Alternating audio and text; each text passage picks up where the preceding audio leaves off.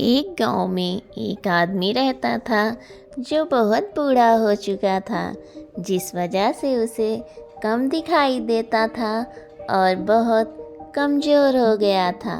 इसलिए अपनी बची कुची ज़िंदगी अपने बेटे के साथ बिता सके, इसलिए शहर में रह रहे उसके बेटे के घर रहने चला गया।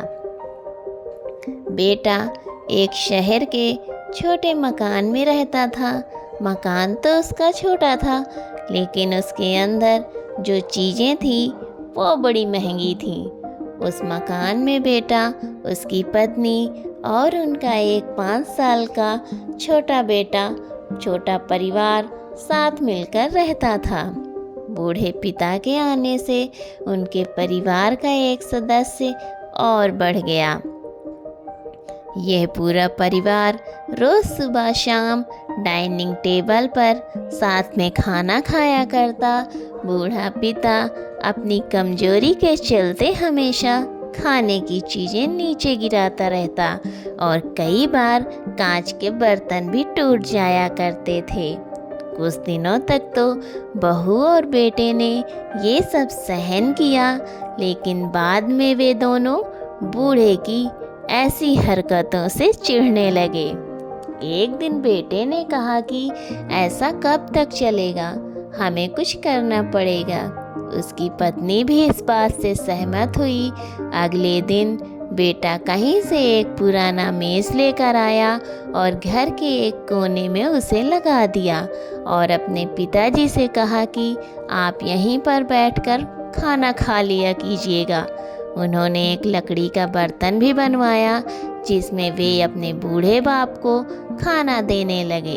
अपने कांच के कीमती बर्तन बचाने के लिए अपने बूढ़े बाप को लकड़ी का बर्तन देने में उन्हें जरा भी शर्म नहीं आई। अब खाने का समय जब होता तो बूढ़ा बाप एक कोने में बैठकर खाना खाता और बाकी का परिवार डाइनिंग टेबल पर खाना खाया करता।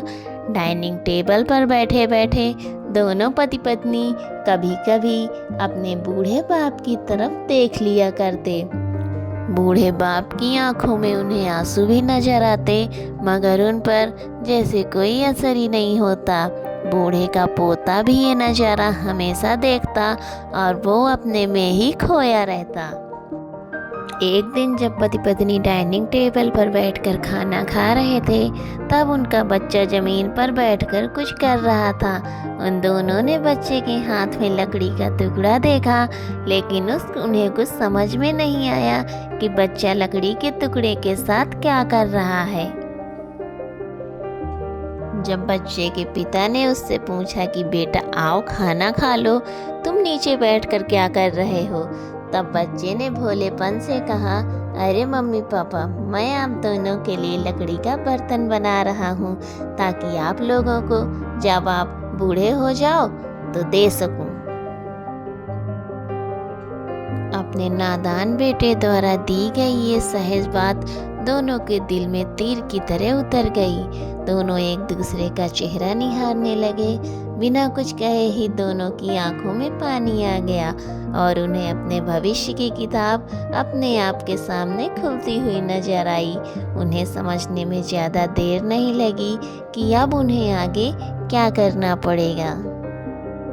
अगले दिन कमरे के कोने से वो पुराना मेज हट गया और अब बूढ़ा पिता और बाकी का परिवार साथ में मिलकर फिर से खाना खाने लगे। बूढ़े की कमजोरी की वजह से हो रही गलतियां भी अब किसी को नहीं चिढ़ाती थीं। दोस्तों, ये कहानी हमें बताती है हर वो पत्ता जो आज हरा है वो कल सूखेगा और डाली से नीचे भी गिरेगा।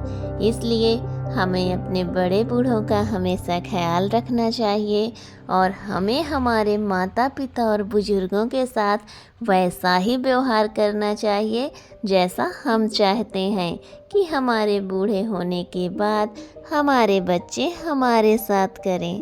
तो दोस्तों, कैसी लगी आज की कहानी आपको? उम्मीद करती हूँ कि आज की कहानी आपको अच्छी लगी होगी। तो मिलती हूँ आपसे अगली कहानी में। तब तक अपना ख्याल रखें और वीडियो में अंत तक बने रहने के लिए आपका बहुत बहुत धन्यवाद।